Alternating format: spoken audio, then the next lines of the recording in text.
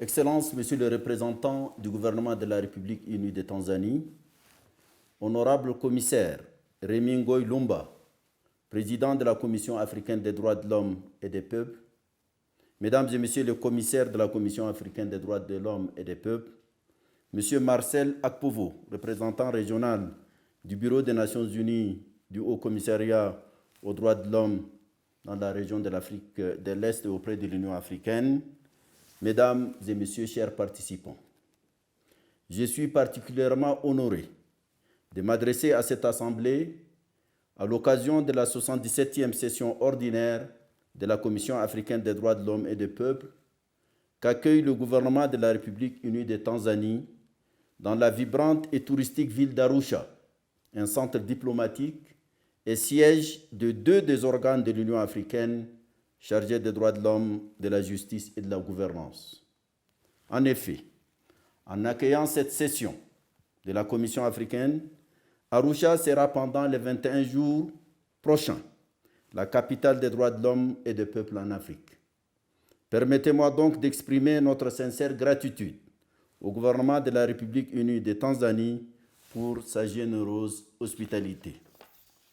J'adresse également mes sincères remerciements au président de la Commission africaine des droits de l'homme et des peuples, ainsi qu'à son équipe pour leur dévouement à la promotion de la cause des droits de l'homme et des peuples sur notre continent. J'exprime ma gratitude à tous les participants réunis aujourd'hui ici, États membres, délégués et représentants d'organisations de la société civile. Votre présence souligne l'importance de nos engagements communs en faveur des droits de l'homme, de la justice sociale et de l'état des droits. Mesdames, Messieurs, cette session revêt une importance particulière car elle nous offre une plateforme pour nous unir dans notre quête collective d'une Afrique juste et équitable. Nous nous réunissons pour célébrer le 20e anniversaire du protocole de Maputo, une réalisation historique qui réaffirme notre engagement à promouvoir et à protéger les droits des femmes, une cause qui est au cœur de notre agenda continental. Les femmes et les jeunes sont par leur dimension démographique inégalable et la sensibilité de leur motivation et l'ampleur des missions que leur assigne l'histoire au très haut tableau de nos préoccupations liées aux problématiques des droits de l'homme.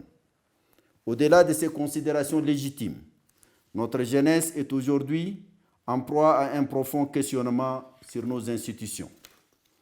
Sa désaffection par rapport à notre système actuel est inquiétante et tout doit nous inciter à un réel dépassement pour surmonter nos insuffisances et lacunes en matière de gouvernance politique et économique qui sont assurément à la base de ce marasme. L'année 2023 nous rappelle, en outre, à la fois les défis et les réalisations, en particulier dans le contexte de nos projets phares. Au fur et à mesure que nous avançons dans ce voyage transformateur, nous devons rester déterminés à surmonter les obstacles qui se dressent sur notre chemin tout en célébrant les étapes que nous franchissons ensemble. Nos efforts communs pour réaliser l'agenda 2063, le plan directeur pour le développement de notre continent, doivent nous guider dans nos velléités de redressement. Dans cet ordre d'idées, la question des changements anticonstitutionnels de gouvernement se pose en toute acuité dans notre continent. Nous avons le devoir permanent de rester vigilants afin d'éviter la répétition de ces déviances extrêmes qui n'honorent pas l'Afrique. Le respect de l'état des droits et de la gouvernance démocratique est un élément fondamental de notre agenda des droits de l'homme et nous devons rester vigilants pour sa défense. Il est de notre devoir de relever frontalement ces défis en veillant à ce que chaque citoyen soit traité avec dignité et respect.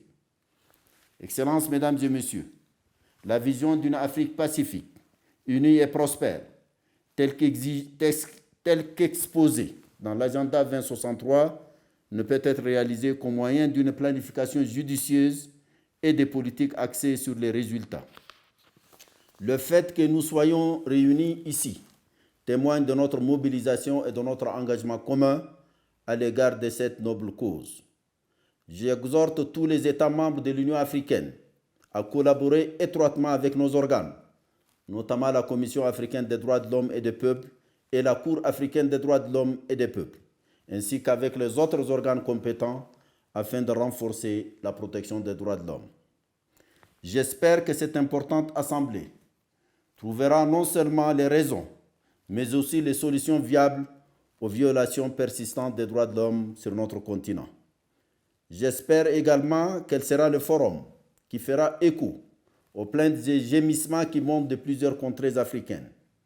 J'espère enfin vivement que les efforts déployés pour la promulgation, l'adoption et la ratification et l'entrée en vigueur des divers instruments relatifs aux droits de l'homme trouveront à cette occasion une impulsion décisive nouvelle.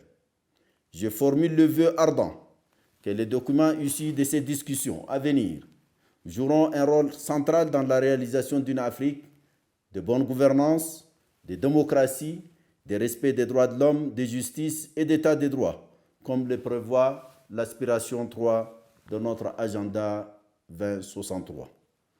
Au fin de cette noble cause, notre unité est cruciale. Notre détermination ne l'est pas moins.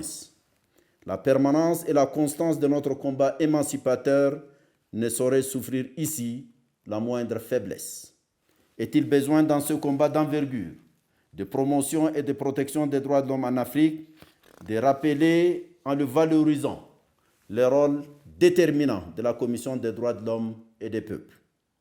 Vous êtes, avec nos amis et partenaires internationaux, notre cavalier conquérant et gagnant de cette exaltante cause.